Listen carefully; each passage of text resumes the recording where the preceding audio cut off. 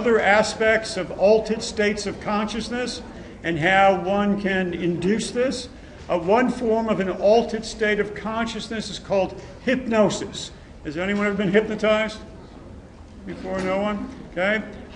Hypno is from a Greek derivative meaning sleep, but you're not really asleep when you're hypnotized. And by the way, people do get hypnotized. What it is it's an altered state of consciousness. You're fully conscious of what's going on. You have some time distortion. Okay? You're just very, very relaxed. Okay? You're very relaxed. All hypnosis is self-hypnosis, which basically means you let yourself get into this state. Now, I think self-hypnosis, okay, learning to do it yourself, is very, very rewarding. I think it's very similar to meditation. I think those of you who are into yoga, I think sometimes when you get into your yoga, you can enter into these altered states as well. I think it helps you to relax, calm yourself down. I think when you get into these states, it can also help you learn better. Because the research says that number C, when you're in these states, like a hypnotic state or an altered state of consciousness, you're much more suggestible. So if I was studying and putting that information in, because I'm focusing and studying, that information gets in and it becomes a suggestion, which basically means that that's a pretty good way to study. I don't know if this has ever happened to any of you, but some of you, when you get into studying, you really get into studying, probably not, but you really get into studying, and pretty soon an hour and a half goes by. You go like, wow, I just studied 3 chapters. Isn't that incredible? It's never happened to anybody. Okay. But that's an altered state of consciousness because you're fully concentrating, becoming one with, be here now, and all those statements, but you become very suggestible. So with hypnosis, when someone hypnotizes you, no they don't, okay, because you let it happen, while you're there, you accept their suggestions, and therefore you change, last chapter, your perception. You absolutely change your perception of what's going on. If you've ever gone to some comedy club and there's a hypnotist there, and that's part of his comedy act, is that he hypnotizes people. Well, one, if you're going to volunteer to be hypnotized, they've got you already because you're saying, do it to me, do it to me. So you go up in front of all these people, they hypnotize you. Usually you've had a couple of drinks anyway, so it's much easier then as well. You get hypnotized, and then they give you suggestions. And the suggestions they give you become very real to you, right? Discussion on perception, what is real and what isn't. So, you know, the classic one they always do, it's a laugh for everybody, is they have 4 people up on stage and he says something like, now that you're all hypnotized now, what you're going to do is that you're going to allow me to offer you suggestions. And here's one suggestion now, when I snap my fingers, you all will be naked. Okay, and he goes like this, and all of a sudden people go, and they do this because they really think they are. Of course, people who are more proud of their bodies, you don't probably do that, okay? But they really, really believe that because they've changed their perception because they have accepted the suggestion that's there. The person who first developed all of this, well, or the first one who really publicized it all, was a fellow by the name of Mesmer. Now think about that word, mesmer. Have you ever sat in front of a fireplace and just looked at the fire and someone said to you, oh, are you mesmerized by that? Right? That's where the term comes from, mesmer. Okay? Anton Mesmer was really a fraud. He was a charlatan. He was a fraud. He was a healer. He considered himself to be a healer. Okay, and he lived around the late 1700s, so we're going back a long time here. And the first place he started wandering off into, by the way, was Eastern Europe. Okay, and he wandered off to Eastern Europe, and he would go into each town, and he would have associates with him. Okay, and the associates were going to these small towns, okay, and then make believe that they didn't have any use of an arm or any use of a leg. And then they go into a town like 2 weeks ahead of time and start begging, you know, I can't use my arm, could you give me some money? And they'd stand around and beg. And then Mesmer would come into town and set up his tent. By the way, he had like a huge circus tent he had. had this big tent, and then he would advertise that he was a healer, and if anybody had any types of illnesses or things like that, he could heal people. So he would do these shows at Sunday afternoons after everybody went to church, and so what else are you going to do on Sunday afternoons? You don't have Facebook, you can't watch the Cowboys play, so it's the late 1700s, so you wandered out to the tent, and he'd do this big show, and he would come out with, can you visualize Merlin the Wizard? Have you seen enough television programs? Little pointed hat, okay, and kind of a robe with these stars on it and everything. He had a wand and everything. And he would start first, and by the way, any good hypnotist is first going to give you a speech. And as the hypnotist gives you the speech, now watch me, as he gives you the speech, what he's going to do is try to get people into a rhythm. Okay, and as I talk to you, I'm going to talk with you in a rhythm. Okay, and if anybody starts looking at my hand, and I begin to notice that you're looking at my hand, then you're probably going to be a pretty good subject. Because as I look around, if I watch you, if your eyes are doing this back and forth, later on I'm going to say, now, who would like to be hypnotized? I'm just going to make believe it's you. You're probably not easily hypnotized, all right? Because you're very logical and rational, and those people aren't. But just say, I watch you doing this, and then I say, who would like to come up here right now and be hypnotized? Okay? And they give these non-verbals and stuff. But if you're already following me and following my voice as I begin to talk in kind of a monotone voice, and many different things, what happens to people is they start doing a little bit of this. And then I say, maybe you might want to come up right now. And then they go, oh, okay, pick me. Because I already gave you a suggestion. So as Mesmer was doing this, he was talking this way, okay, got into a good cadence and a rhythm as he talked. And then he started explaining how he has discovered the ancient wisdom of the earth, and how the earth is able to heal, and how we've lost a lot of these old teachings, but he was able to go to the deepest parts of the earth, and he found this magical rock. And it was a healing rock that he had. And what he called his ability to heal was animal magnetism. That he was able to get in touch with the animals of the world, but more life that's in the earth that's there. And he said, I can do this because I can tell you this. I also know the ancient languages that are here. So what I want to do is I want to see if there'll be somebody here who would like to be healed. And behind him, he had this big kind of vat of water, like a big hot tub of water. And he explained to people how he had this magic rod that he got from one of the last trees in ancient Burma, where he carved this out. There's not many of these trees left anymore, but it's a magical tree. And on it, he had a magical string from another part of the world attached to his magical rock that he discovered. And he goes on and on and on about this stuff. And he says, who would like to be healed? And so, who's the first one to come up? Well, the guy who went into town, who was one of his colleagues, who said, I can't move my arm. Can you help me? He says, yes, I can. Here, let's put this magic pole up here with the rock, and now we're going to put this down in the magical waters that I've gotten from so-and-so land, and just stay with me right now and hold that in your arm. I know that's the arm that you can't move. Well, let's put it real tight. That's right there. You got it. Now, just let me hold on to you right now and put my hand on your face, because I'm beginning to get, yes, I can get this. I'm beginning to get the... And then he started talking in the ancient languages that were there. And he says, and now you're beginning to feel the power. And you saw the rod kind of dip down, and the rod was going back and forth like this, and back and forth. And pretty soon he built his voice up, and he went, now! And the guy dropped the rod, and he went, oh, I'm healed. That's great. Who else would like to be healed? Well, who was the next person went up? Well, the guy couldn't move his leg. So he comes up, and he does the same thing with him, and he heals him.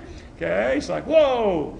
Now, one of the things that you need to realize with social conformity in what's called group hypnosis or group suggestion, if you start seeing somebody does this and somebody else does it and somebody else does it, okay, then people go, well, maybe I can do it.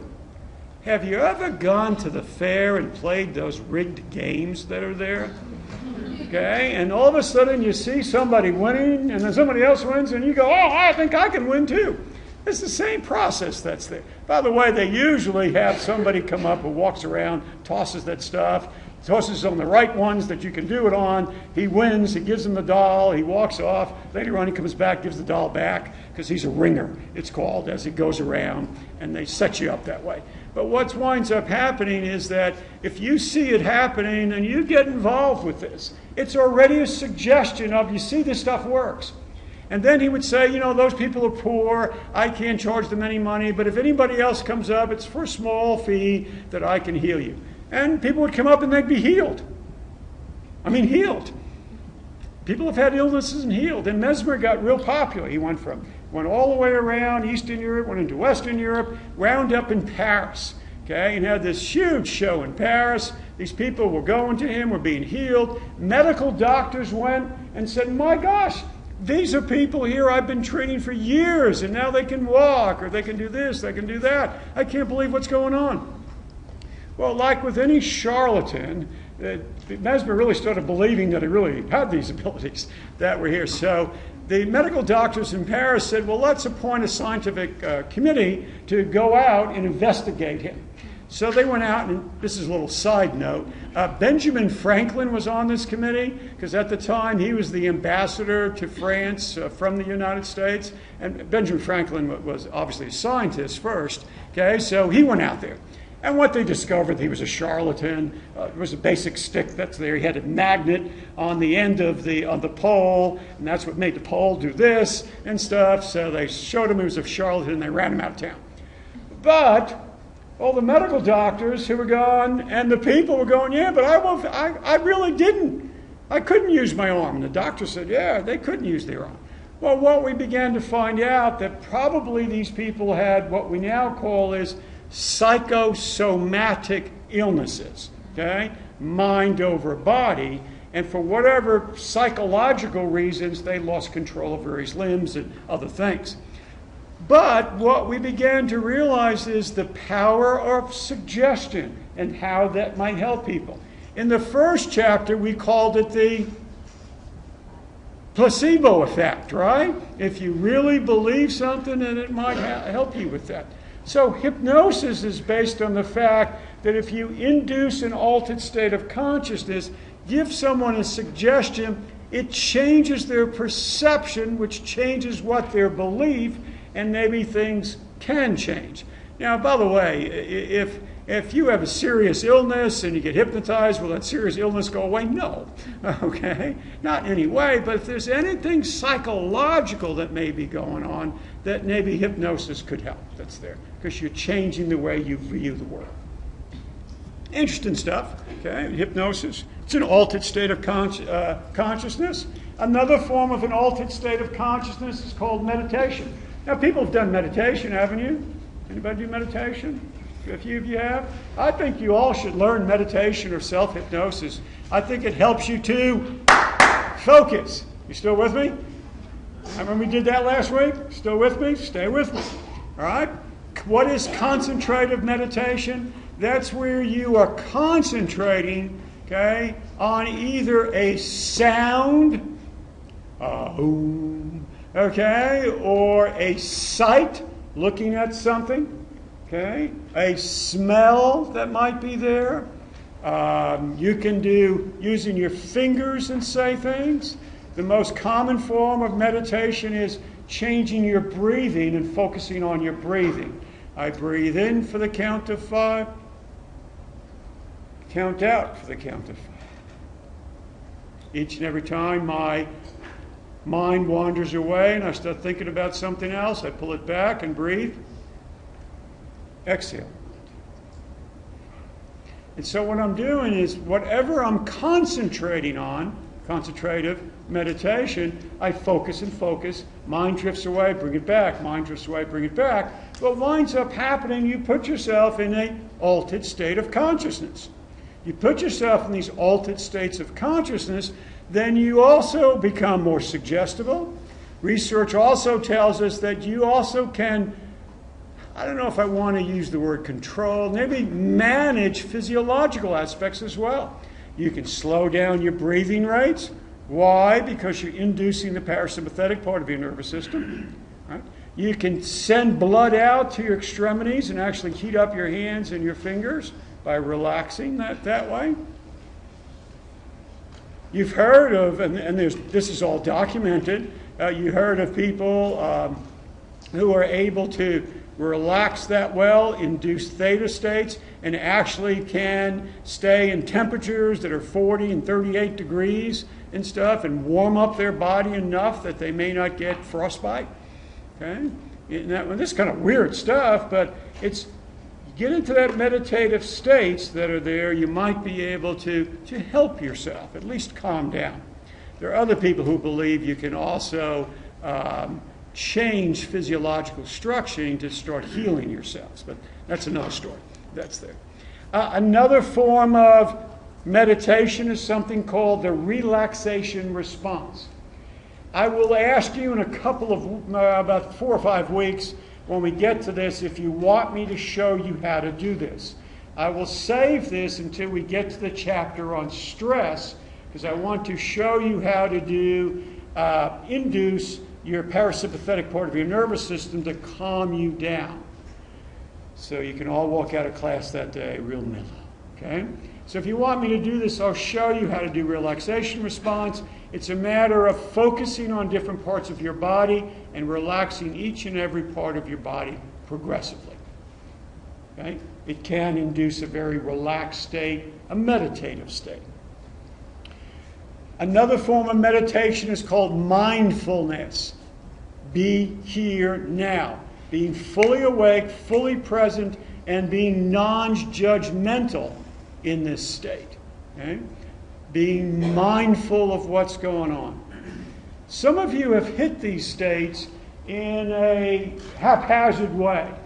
You know, all of a sudden you're talking to somebody, and then all of a sudden you get really, really relaxed and calm, and it's as if you're over here talking to somebody, and they're not engaging you in emotional reactions. You know, sometimes your friends, you're so involved with them, or a spouse, that you're really not listening sometimes, and you do listen, and they say something, and you say something, and they say something, and you say something.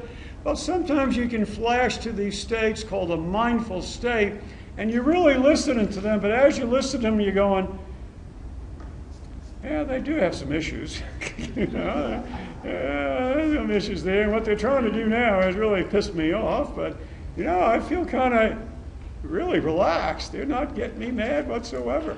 And it's as if, anybody ever do any martial arts? Because part of martial arts, what they tell you is when a force comes at you, what you're trying to do is not resist it, but just try to let it go by you. So in these mindful states, when you talk to somebody, they may be pushing their issues on you, but you feel really relaxed and calm, and you're letting their issues go right by you. No? It's a mindful state that's there. Just being there with what you're doing. Very concentrative state. Excuse me? That is a style. Not the pronounced as you just said. Say it last. Aikido. Yeah, it's Aikido. Aikido. Yeah. And there are a lot of other styles that are there too, but most of the martial arts talking about not fighting the energy, redirecting it. And by the way, it's an excellent answer to issues in our own life, right? That when that energy builds up in other people, trying to let that energy go by you, okay, and resist it rather than hitting you, because then you get upset and then you argue with them, and we're trying to get out of that stuff that's there. Being mindful helps you to do that. Another form of not meditation, but of an altered state of consciousness is called sensory deprivation. All right? What is sensory deprivation? Exactly what it says. You deprive yourself of incoming sensory messages. One of my students in my other class said, oh, I was in one of those just a couple of weeks ago. Back in the 1980s, there used to be something called isolation tanks that were very, very popular. They also called them moon tanks or lily tanks. What they were, this is not probably a very good description, but it's the best I can come up with. You know what a coffin looks like? Okay? All right, imagine a coffin filled up with water, okay? And not only is it just water, but it's highly saline solution, okay? Very high salt water solution that's there. So what you used to do is either strip down completely or go in with your bathing suit, and you would lay down, so you were floating, whether you wanted to float or not, the saline solution was so high that you just kind of floated. And then what you did, you closed the top on you, so you didn't see anything, you couldn't hear anything.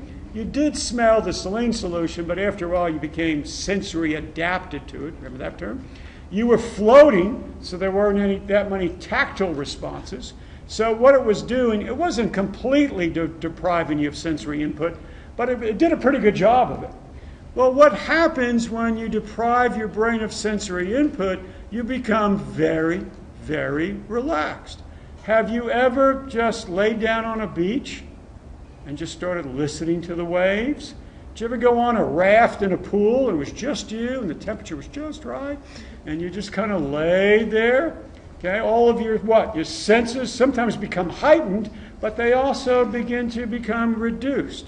Did you ever go walk out in a forest somewhere or mountains and things like that where the sensory input becomes reduced? Or a better example is go for a hike in the desert.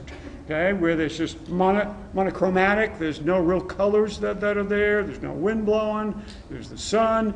What happens is that your brain starts going, and starts relaxing. Okay, you're depriving your brain of sensory information, and it induces an altered state of consciousness. And what they used to use these for is that when you did that, then they used to pipe in suggestions. Right? If you were doing it to lose weight, they pipe in suggestions about losing weight and things like that because you're more suggestible then. The odd thing about these, though, while you were laying there, if you weren't getting any sensory input, your brain didn't like that, and your brain began producing stimulation in the form of full-blown hallucinations. Okay? Full-blown hallucinations people used to get of things moving around and flying around and stuff. Matter of fact, Admiral Byrd, you know, part of his story that's there. Someone help me. Was it the Arctic or the Antarctic he was at?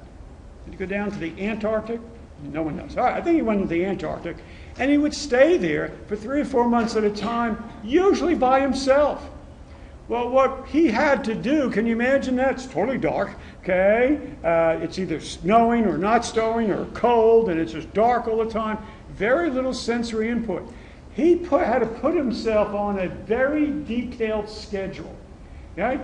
8 o'clock, get up. 8:05, have breakfast. 8:10, do this. 8:15, do this, do this, do this. Otherwise, he was so sensory deprived, he would start seeing things out in the Antarctic. Okay? Weird people who would come talk to him, the abominable snowman who was around there every day. And he'd sit there and go, boy, I need to get back to my schedule again because I know there's no such thing as an abominable snowman, so I'm seeing him, but he's not really there, he's not there, he's not there, and try to get back into his schedule because your brain just does that to you. It induces hallucinations. That's weird stuff too, isn't it? So this is another form of an altered state of consciousness. By the way, why don't you, not this, but why don't you try some of that other stuff? The natural altered states of consciousness. Try meditation. Don't you, when you go to a lake or you're around water, doesn't it relax you? No, it doesn't? Sure it does. Okay? Does the water relax you, or is it just the peacefulness and the lack of what sensory stimulation? That's a big part of it. All right, what's another way we can get into an altered state of consciousness? Well, through drugs. Drugs alter your states of consciousness. Okay? And throughout history, people have been doing drugs forever. Okay, they'll probably never end. That's there. It's a very easy way to change the way you think, feel, and behave. Now, I'm not saying it's a good way in any way. I'm just saying people have done that. The other ways, what I'm talking about in terms of altering your states of consciousness, are called natural altered states of consciousness, where you're in control of those. You can start it and end it when you want. When you use drugs, you are inducing an altered state of consciousness, but the drug is in control, not you. Okay? And you could say, no, I'm in control. No, you're not. Okay? Once you put anything into your system and enough of it that's there, it's in control of you. So I asked you the other day to think about this. Is there a difference between recreational drug use, which is people who just kind of use every once in a while, and I don't know how else to describe that's there, people who don't think they have an issue, and then people who do abuse? Who has an answer for me? Somebody tell me the difference? Say it out loud. Yeah. Well, it's not really that much different than prescription, just taking it normally, and prescription drug abuse. You're taking it for a specific effect, and a certain amount will have an effect on your body. But if you abuse it, you're either taking too much or you can't control your consumption of it. Right. So what he's saying is that, and the first thing he said, by the way, is it doesn't matter if it's legal or illegal, okay, if it's prescription bound or not, okay, what winds up happening once you ingest the different things, you could move into an abusive state with it. I think maybe your body begins to need it, if that's what you were saying, okay, but people can abuse prescription drugs, legal drugs, illegal drugs. Is that a good summary, or kind of? Yeah, and how do you know if you're dependent on it? If you can't function. If you can't function without it? Yeah. Okay, that's an interesting statement. Most people who really abuse drugs will very quickly tell you, I can stop anytime I want, because people who abuse drugs are in absolute denial about things. But yeah, I like the definition that's there, that you're saying, that you're alluding to, that it's a dependency that people get. The problem with it is that the drug does own you after a while, and what happens is that you think you can stop anytime you want. Or some of your parents who say things like, well, Dad, you have a six-pack a night of beer. Yeah, I know, but I'm not drunk. Am I drunk? Look at me. Am I drunk? No, Dad. When I have my seventh beer, then I'm drunk. Well, Dad, what would it be like if you didn't have any beer in your system? Why do that? Okay. Well, Dad, maybe whatever difference is there. No, I'm okay. I'm okay. I don't know. Those of you who when you don't abuse anything, I know you don't, but on Thursday night or Friday night, you have 5 quick drinks to get a pretty good buzz on, okay, and then the night can really begin. That's there. Are you abusing or not? No, I'm not abusing drugs, right? What's 5 drinks? Put me on the floor in seconds, okay? I don't know, I'm just asking questions. So what else is there a difference between recreational use and abuse? I suppose a different way of trying to clarify what Say it a little louder. Well, trying to clarify, I guess, what I was saying before is that, if you abuse a drug, your body literally becomes because I was thinking a little bit about how you become dependent on alcohol after you had mentioned it, because your body says, okay, we have this amount of alcohol, so we're okay. And if you drop below that, your body says, we're not okay. So it starts to affect you, almost as like it's almost like a regular part of your body. Oh, absolutely. Your body becomes dependent upon it, right? Right. And what happens if you have one beer and that gives you good buzz, after a while your body gets dependent upon that, and one beer doesn't give you a buzz, but 2 beers do. That's what you're saying, right? Yes. So that would be a good definition. Thank you. What else do you have? All right, let's have you vote on that, though. Is there no difference? There is no difference between recreational drug use and abuse. Strongly agree, neutral, disagree. So there's this, reworded this, there's no difference between recreational drug use and abuse. Once you start using, you're abusing.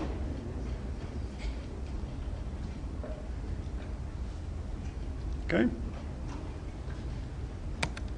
All right, so most of you disagree. 21% say yes, 57% say disagree with that statement. We're kind of all over the place on this, but most of you disagree with that statement. I'd probably disagree with it to a point, because I think there are a lot of people in the world who can go out, have a glass of wine every once in a while, right? A beer every once in a while. Do I keep going? Okay, a joint every once in a while, some heroin every once in a while, caffeine every once in a while. Well, maybe they can, okay, that way. But that's true. And by the way, you laugh about heroin. There are people who can shoot up and be fine with it. That's an odd thing to say, isn't it? Because we say heroin is so abusive. Actually, one of the most abusive drugs there is in the world is nicotine. Nicotine is one of the most addictive drugs in the world. Okay? Very, very hard to get off of that.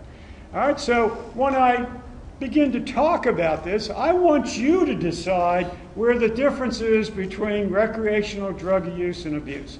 I used to work in the alcohol and drug field and did therapy and counseling in that field, and we could come up with answers to people, but you know what? We figured out real quickly you can't come up with the answer with this for people, because what winds up happening is that you need to make that decision yourself. You need to do it, because I've seen so many people come in and say, oh, I don't have a problem, okay, and the whole family's going, he's got a problem, okay? You have to admit it first to yourself, otherwise it doesn't do anybody any good. You need to decide where the line is that's there. If you want to do an interesting experiment with yourself, okay, just to see if you are a user or an abuser, don't do any drugs for 30 days. 30 days. Just stop your drug intake for 30 days. Well, coffee and nicotine, yeah, caffeine is a hard one because it's such an integral part of people's lives, okay? If you really want to do it right, do that one as well. Oh, no, okay. Well, that's because you're addicted. No, it's true. But listen to what I'm saying, because we'll do coffee with that or any other drug. If you're sitting there drinking, well, I don't know if I drink too much or not, if I smoke pot too much or not, or caffeine too much or not, let's at least talk about this. Go 30 days, let's call it this way, without your drug of choice, okay? Whatever it may be, 30 days without it. Let's see if you can go 30 days. Now, 30 days isn't that long unless you are dependent upon that drug, unless you are addicted to that drug. Because in 30 days' time, you might say something like, oh, I can do this.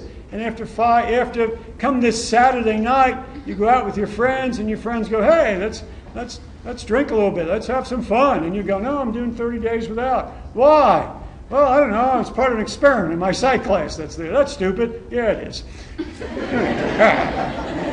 All right, so I won't start it tonight. I'll start it next weekend. Oh, but next weekend is Texas OU weekend, and I always love Texas OU weekend, so I'll do it the following weekend. God, but the following weekend, there's a really good concert I need to go to, and, you know, you're always making up excuses, okay? There's always something why you can't. Now, you may say, I'll just do it. Drug addiction drug abuse can get to be so insidious, you know what that word is? You really don't become very aware of it. Okay, it's just kind of lingering in, and it makes excuses for you all the time of why you can't do it. But if you can go 30 days, most of the research says in 30 days you can filter out most drugs in your system. If you really want to test this, go 60 days. 60 days, you can filter out just about all drugs out of your systems, and it should change the way you think, feel, and behave in that time. But if you keep coming up with other excuses why to do this, or in the middle after 10 days you're saying, that stupid guy Link, what is he trying to do anyway? Get out of here. People always come up with some other reason. If you go 30 days without and went, what's the big deal about that? Then you probably are a recreational user that's there. Now you probably are. Okay? Now you wanted to say something and I didn't No, I was just saying you guys use the word dependency for dependent, but does that really describe abuse? Because somebody can be dependent on an antidepressant. Are they abusing that antidepressant? They could be dependent on. Function. They depend on it to function. Oh, I see what you're saying. Yeah. Well, and that's a thin line there too. That's there. Is it medically prescribed to function? I mean, that's an important part that's there. Would someone taking insulin, who was a type 1 diabetic, be dependent? Well, they are dependent on it. Yes. So, yeah, we're mixing words here and stuff. What they typically say is semantics. But, yeah, I can see what you're saying. Well, let me also tell you then, we need to look at two different terms here then, okay? We need to look at psychological dependence, which develops when a person feels that a drug is necessary to maintain feelings of comfort or well-being. All right, all you caffeine drinkers. What if...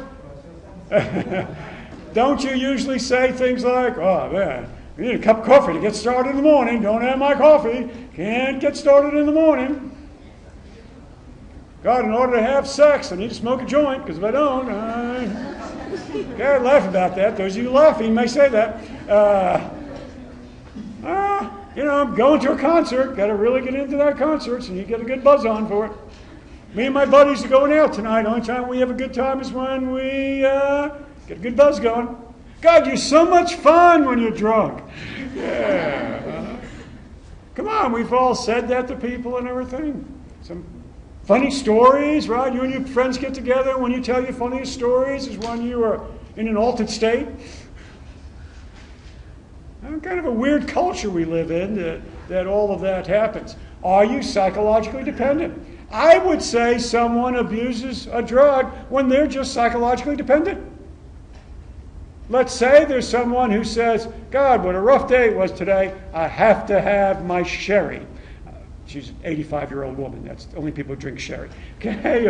Or whatever else. I've got to have this. If you're talking, I got to have that, you probably have psychological dependency. And it may be abusive that's there. Physical dependency is indicated by the presence of drug tolerance, that's what you were talking about, and withdrawal symptoms. Drug tolerance is your body builds up a tolerance for it. Right? 1 beer doesn't get you above, but 2 beers, then 3 beers, then 4 beers that are there. Because your body builds up a tolerance. And any drug will do that to you. Any drug will do that to you. Well, cocaine, amphetamines, okay? In fact, what I'm going to do is I'm going to go through all the different drug categories and tell you which drugs are psychologically dependent and which drugs are physically dependent. And I need to erase something I just said. I just said that any drug can be physically dependent. That's not true. There are some drugs that are not physically addictive. Okay? And I'll get to that, what those drugs are. But if you have the psychological dependency and you get the physical dependency, then I'd say you're pretty abusive. So the insulin-dependent person who's physically dependent may not have the psychological aspects that are there, I guess. As far as the psychological dependency, it's a funny story. My boyfriend went to the store and I only drink Folgers coffee and I can't function without coffee. Sure. And he looked and they only had decaf. So he dumped it in one of our containers and for 3 or 4 weeks I was drinking decaf every morning. Finally I was like, okay, I gotta have my coffee. Go get more coffee. I've been drinking decaf Right. for like a month. That happens a And lot. every morning I had my caffeine. Yeah, your caffeine. Yeah, it's part of what you're thinking. Yeah, it's a psychological dependence. It's a suggestion that he gave you as well. Think along with me.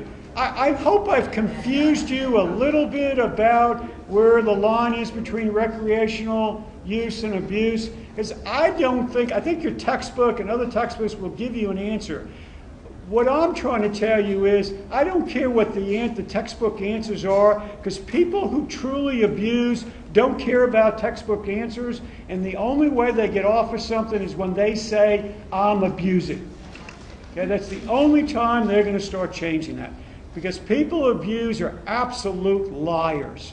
They lie to themselves and they start lying to other people, okay, in their denials that are there.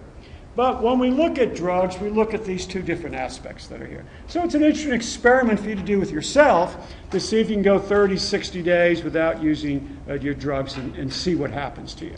I'm telling you, you will think and feel and act differently if you've been an abuser.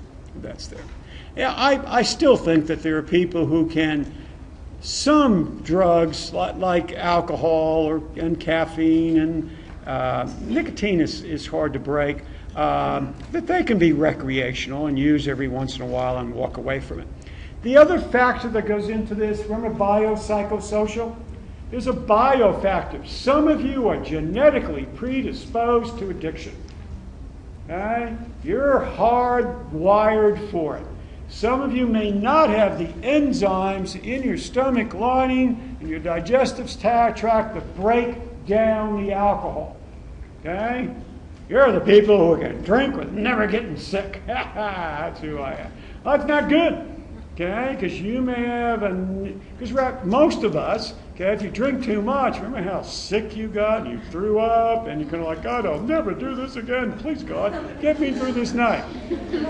Well, that was good, but some people who don't have that enzyme that tries to get rid of that poison that you put in your system, that makes it easy for them. That's there.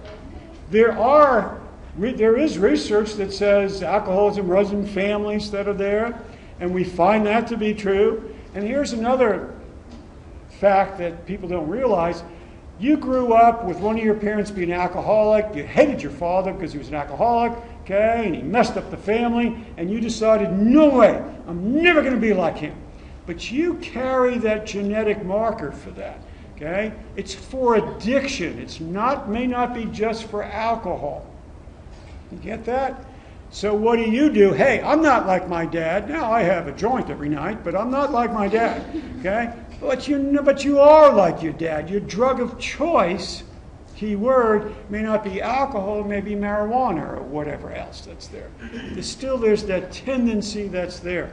So we find some people get in because of genetic predispositions that's there. So if it does run in your family, watch out.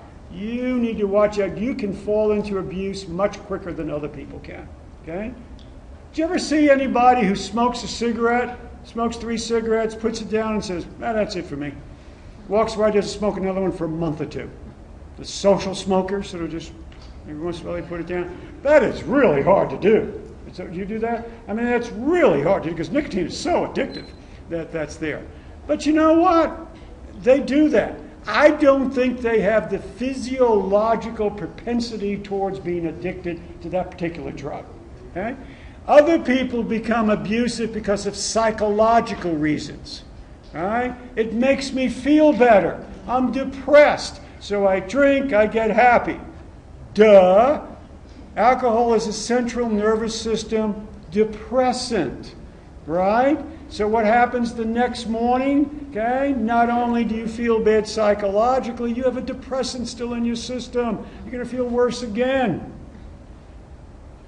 Right? So some people drink again, right? So what happens? They drink for psychological reasons. Some people think for sociological reasons. Why? You're being reinforced. Okay?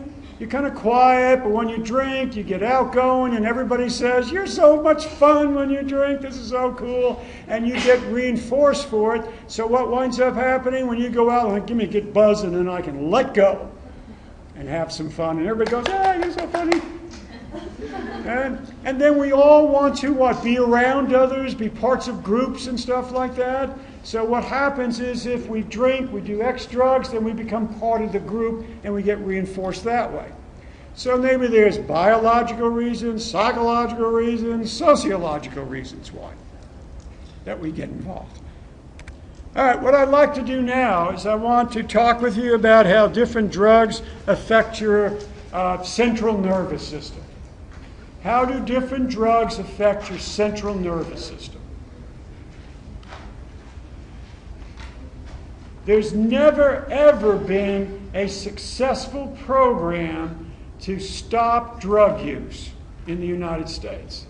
I mean, I've listened to all of them. Here's your brain on drugs, and it was, eggs frying and stuff like that. And do you remember when some of you might be old enough to remember the DARE program? And remember the DARE program in junior high school and high school? They don't use that anymore. Some of you are going, what's that? Because when you were in school, they didn't have that. Why didn't that work? Because it didn't work. There was no research about it. Okay? No research to back it up. And I still remember my children coming home to me, and crying when my wife would have a glass of wine because they were so indoctrinated. Mommy, you're a drug addict. Look at you. Well, one time I had a sesame seed muffin. And my son said I was taking hallucinogenics. Okay, because someone in his class, Officer so-and-so, said that you can have a hallucinogenic if you take too many poppy seeds. No, it wasn't sesame, it was poppy seeds. Muffins that are there. Okay, but we filled our kids up with all of this upset, this anger, and you shouldn't be doing this. But we never told them that, you know something? When you do drugs, it may make you feel good. I didn't say that, now did I? But it does. Then all of a sudden you have an adolescent going, well, they never told me I was going to feel this good. Oh, I'm kind of happy.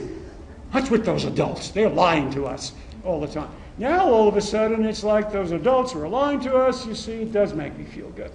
I think what we need to do is tell people that, you know what, let me tell you what drugs do to you, okay?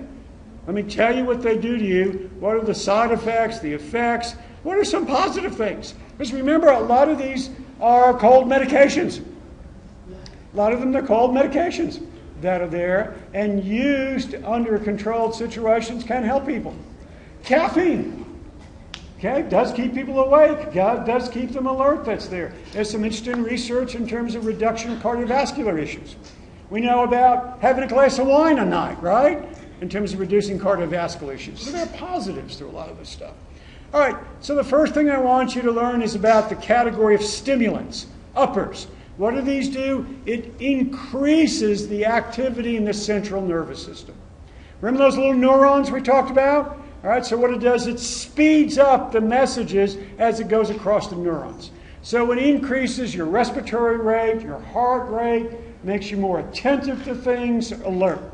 Those of you who are ADHD, attention deficit disorder with hyperactivity, you take stimulants to calm you down. What did he just say? Well, that's because your brain chemistry is a little different. So we give you Adderall and Ritalin, and what happens is that helps calm you down. Okay? Makes you more focused. Give that to someone, though, who is not ADHD, and what does it do? It's a central nervous system stimulant that's there. Okay? Amphetamines are speed, right? They speed all this up. Ritalin, Adderall, methamphetamine. Those of you who are fans of Breaking Bad, okay?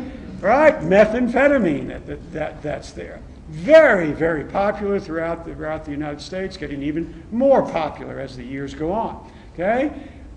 All of these drugs, with the exception of, let's do one at a time. Amphetamines are psychologically dependent and physiologically addictive. All of these are. Methamphetamine is very addictive. Josh Hamilton. Boo. Okay? Remember the former Ranger? Right? They always talked about his alcohol problems. Man, he was a big meth head for lots and lots of years that were there. And you can name all kinds of people who were into amphetamines. Okay? Because it gives you that energy that's there. When I worked in, I'm kind of going astray here though. I'll give you some stories though. When I worked in the drug rehab field, sometimes when you used to do intakes, before you looked at what their drug issue was, you'd sit and watch people and just say, let me see if I can guess what type of addict they are. And the speed freaks were usually about 110 pounds, okay? Real little all the time, because by the way, it also what? Increases your metabolic rates and decreases your appetite. A lot of weight control drugs are basically amphetamines that are there. So these people were that way, and they're usually kind of anxious, and they were one angry group of people. Boy, could they get angry. They did angry real well, because they're always on those edges that they were on all the time. Question? Why is it like Adderall and Ritalin and stuff are up or speed for people that aren't ADD? Why is it like college kids but take it when they're not prescribed it focus so much? They what so much? Like it focus and study all that. Well, because it's any type of amphetamine in a minor level will increase your focus. Caffeine will do that. Those of you who, when you're tired, you have caffeine, it does stimulate you. Okay, it will, and Adderall will, Ritalin will for college students as well. The problem runs in is that you don't know what your brain chemistry is like. The ADHD people that we know, their brain chemistry is a little off. That's what focus is good. Depending upon how much you take, and if it's a time-release capsule, I'm not going to give you hints about this, and everything else, okay, you just don't know how it's going to affect your brain. And so for some people, it is a stimulant, and it's an incredible stimulant, which you can get very addicted to. Very, very. Remember, addiction is biological, but it's also, I need this, the psychological part. The only way I can study is when I have Adderall and the one that's a releasing factor over 24 hours, which isn't as powerful. That's a good question. Cocaine, right? Cocaine is a central nervous system stimulant. Okay, it is psychologically dependent as well as physiologically addictive. If you put all the different drugs you can imagine, okay, in liquid form for little rats, okay, and you introduce them to each one, there's one drug they'll go back to each and every time, and that's cocaine. Because cocaine gives you a flash, okay, of euphoria that's there. It makes you feel so good so quickly, okay, up and down very quickly as well. Very euphoric type of drug that's there. Broken up, okay, mixed becomes crack, it becomes air, many other substances as well. Okay, cocaine. MDMA, ecstasy. Okay, MDA is methamphetamine, but MDMA would be ecstasy. Okay, did you know that whenever drugs first come out, remember I told you about Sigmund Freud and how when they started discovering cocaine in Europe and cocaine, that he thought it was, a miracle drug. He gave it to his mother and his patients and stuff. Anytime a drug first comes out and is introduced, people say, I don't think it has any addictive qualities to it. I think it's a magical drug. This is great. And then the federal government kind of catches up and they declare it illegal. That's there. Ecstasy wasn't legal, but it wasn't illegal in the 1980s. Okay? So used to buy it at the shoe stores in the Galleria. Okay? And the clubs had them all over the place. Ecstasy originally was a little bit of speed, okay, and then a little bit of mescaline. And mescaline is a hallucinogenic. And they mixed that together. These were called designer drugs, okay? Not like Ralph Lauren stuff, but drugs, designer drugs that way, where chemists would get together and mix different things and sell it to people. So what it would do is give you that little hallucination, part of it that's there, drop your inhibitions, okay, want to kiss everybody, hug everybody, everybody's lovely, it's the love drug that's there, but then also give you enough energy to dance all night. When this drug first came out, a lot of therapists would use this in their therapy, okay? And what they would do is they'd use ecstasy in terms of marriage and family to get people to open up and talk some more. When LSD wasn't illegal in the 1960s, there were a lot of psychiatrists who would give LSD to their clients. And you know your parents' favorite movie stars from the 1950s and 60s? I can give you a long list of them who were under doctor's care to do LSD, okay, to help them perform better and have breakthroughs in their therapy. But what we begin to find out as the years go on, they're not really that good.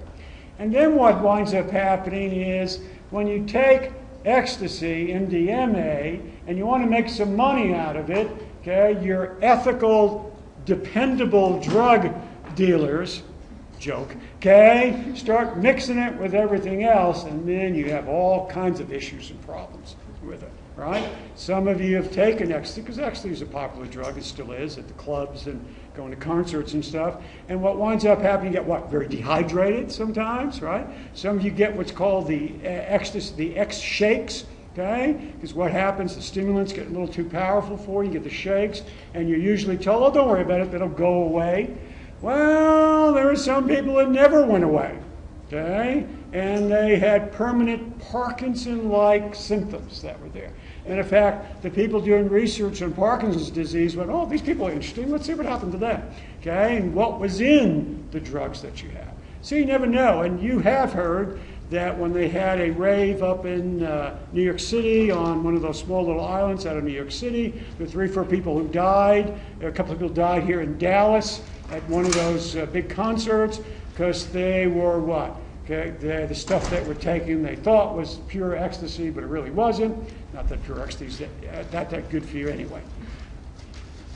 Is ecstasy psychologically dependent? Yeah, it is. Is it physiologically addictive? Well, the questions are kind of mixed up on that, in that way.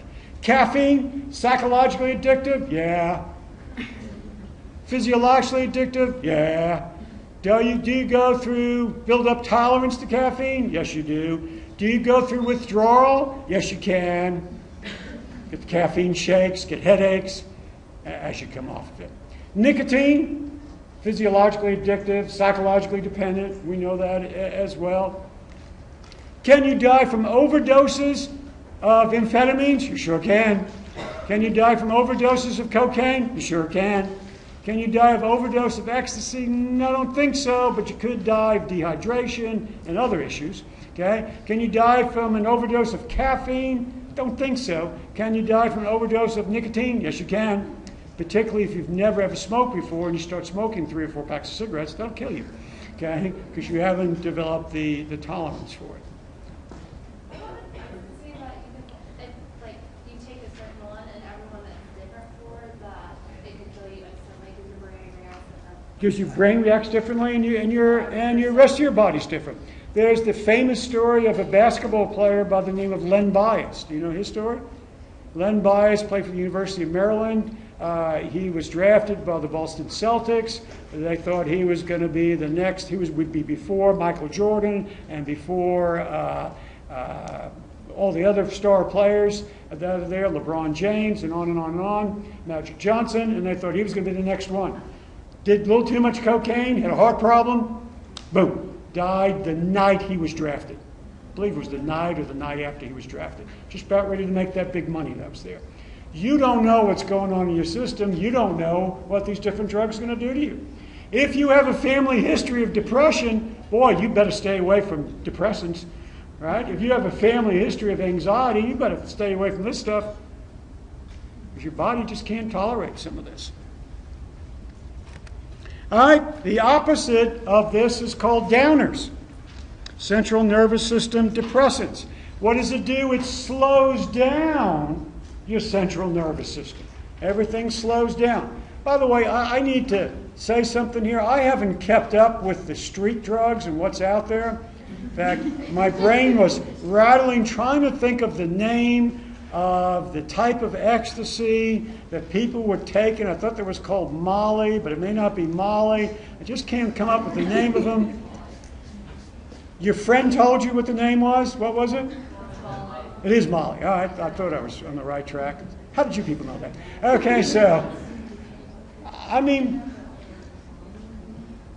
there's stuff out there, okay, in terms of designer drugs. Adam, Eve, Molly, there's all kinds of names for different drugs that your ethical drug dealer, yuck, okay, would say you, hey, if you take this, this is how it's going to make you feel. Okay? Yeah, sometimes it does, sometimes it doesn't, but they can mix up all kinds of stuff, and you don't know what they're mixing it with and everything else. Barbiturates, like barbitals, okay, what's that going to do? Phenobarbital, okay, what that's going to do is it's a central nervous system relaxant.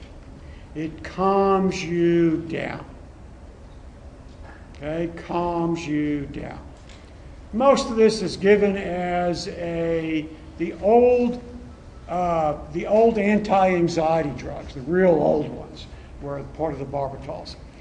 These are highly addictive, okay, physiologically addictive, highly psychologically dependent as well. Overdoses would kill you very, very quickly. Why? Because it slows down the heart, the brain, and everything else, and basically shuts it down. The one that we have that's more common, okay, are the tranquilizers, which are part of the depressants, things like Valium, Xanax, Rohypnol. These are all more milder than the barbiturates, okay, but they also will relax you. Okay? Xanax, Valium, which is prescribed, right, what you were talking about is prescribed for anxiety for people. Okay? It's highly addictive, especially Xanax. Xanax is very addictive. Xanax is given to people on an as-needed basis. Okay? So here it is. When you feel anxious, you feel like you're about ready to have an anxiety attack, which we'll talk about later on. Take it. Xanax works fast. Stick it underneath your tongue, gets into your system very fast, and you're... And Xanax gives you a nice relaxation. So it really does well for you. But what are we doing here? We're telling people to take it as needed. The next chapter we're going to do is on conditioning and behaviorism, right? If you have something that you do and it makes you feel better, then you get into a positive reinforcement loop that's there. So some people can't live without their Xanax that's there. Can get very, very addictive. Is it good to use for some people? Yes. Some people need it. You take it. When you just, this is really bad today, I'm going to take it. Tomorrow, it's not really bad. On a scale of 1 to 10, it's only a 6. Don't take it. I think I can use my deep breathing techniques to do this. Only use it in extreme cases. Or work with me. I'm your therapist. Take it when you have the anxiety, but please do these exercises as well. Change the way you think, change the way you feel. Okay, let me work with you, and then let's get you off that and replace it with what we're working with. Because sometimes I can say to somebody, what I want you to do is take a deep breath when you're very, very anxious and breathe with me when you do it. And they're like, I just can't do it. And you can't do it. But let's maybe give you not Xanax, but a little Valium, which just takes the edge off. Takes the edge off, then maybe this technique I'm giving you will help you. And then we can slowly get you off this sort of stuff. All right, Xanax, Valium, Rohypnol, and then the number one central nervous system depressant is alcohol. The 3 most abused drugs in the United States, did I say that loud enough? Are, okay, not in any particular order, because I've read this differently, alcohol, caffeine, and nicotine. Okay? Some textbooks say caffeine first, then nicotine, then alcohol. I'd probably say caffeine first, alcohol second, then nicotine. Guess what? Those are all legal drugs, aren't they? Isn't that interesting? Okay? Right? Legal drugs. So, is alcohol a central nervous system depressant? Yes. But it makes me so much fun, it gives me energy. Yeah, because it reduces your inhibitions. Okay? It reduces your inhibitions. Right now, I hope you don't have any drugs in your system. Okay? And you're listening to me and you're wide awake and alert. Okay? Give you a couple of ounces of whatever alcohol that's there. The first thing alcohol starts working on is the frontal lobes. The seat of logic, rationality, decision making. Okay? That's there. What was I thinking when I had too much to drink? Why did I do that? Right? How many? Don't tell me. How many times did you say, well, I shouldn't have drank. I was so stupid. Why did I do that? Oh, it's because it renders this part of your brain, the higher order functions, ineffective. So you drink enough, that's not effective. Then what are you relying on next? Okay, this is what's called the new mammalian brain, which is all the higher order functioning that's there. There's the old mammalian brain, which is basically based on the limbic system, the seats of emotions that are there. Let go of the new mammalian brain. What are you working on? The old mammalian brain? A lot of emotions. That's why some people, when they drink too much, they're so happy, everything is great, wonderful. I love you. I love everybody that's there. Or they're real angry, nasty drunks, because what they're producing is a lot of anger and frustration.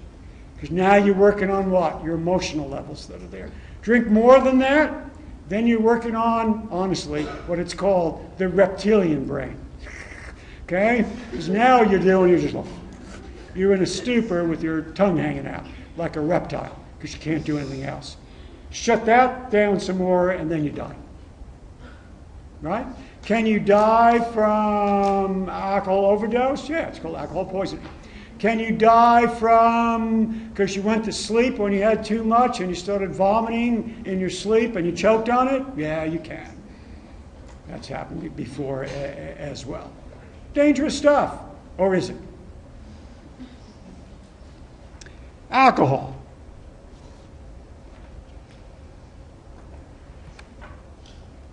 Have you?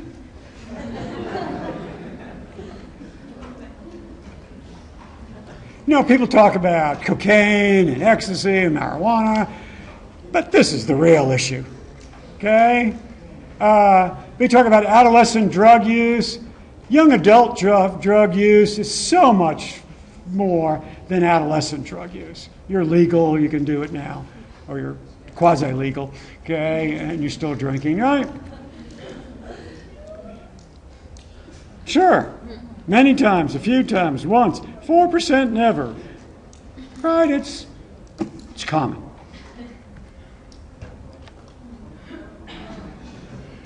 This is scary, isn't it? I mean, it's scary. I don't know what your answer is going to be, but well, you had too much to drink.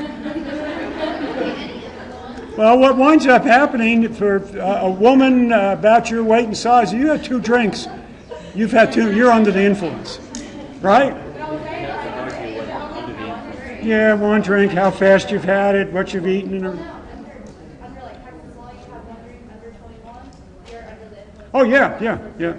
Well, I'm asking you, did you ever get in a car and you were a little bit and you said, oh, I can drive? Oh, okay. That renews my faith in, I'll drive in Farmers Branch from now on. Okay. I tell you, I don't get on the road usually after midnight. I try to get home as quick as I can. And I sure don't get on the road after bars close, because it's dangerous out there at that time. Okay. Because of the cops, he says. I mean, it's dangerous. I mean, but what does alcohol do? It makes us feel superior, doesn't it? It's like, oh, I don't have a problem. I can do this. But what's happening? This part of your brain is ineffective. You're not thinking clearly. Go ahead. You're going to argue with me. Go ahead. In the last year, did you ever drink or use drugs more than you meant to? Now, by the way, drugs, alcohol is a drug, but sometimes people don't get that. Did you ever?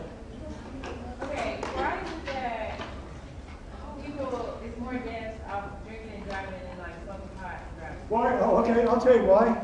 Because when you drink and drive, you're invincible, and you're like, I can drive as fast as I want.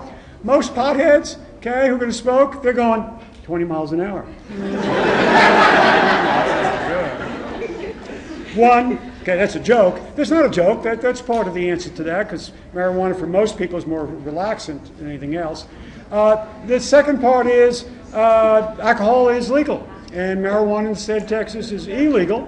Okay, and so what you want to have, you have more people drinking than they do smoking. Now, if you're going to go to Washington and Colorado next year, that might be a little different. Not in Washington and Oregon, not next year. Marijuana usage? Well, I mean, either way, if you're driving, it's under the influence of something. And of something. Hydrocodone, maybe took too many. You're right. But she was just talking about alcohol versus marijuana. That's all. All right, what about this answer? I think I'm running out of time. Not got time. All right, we're good. That's all over the place. Some of you strongly disagree. Good. And some of you have. Again, part of these questions are not for those of you who say, no, I'm not doing anything. That's great.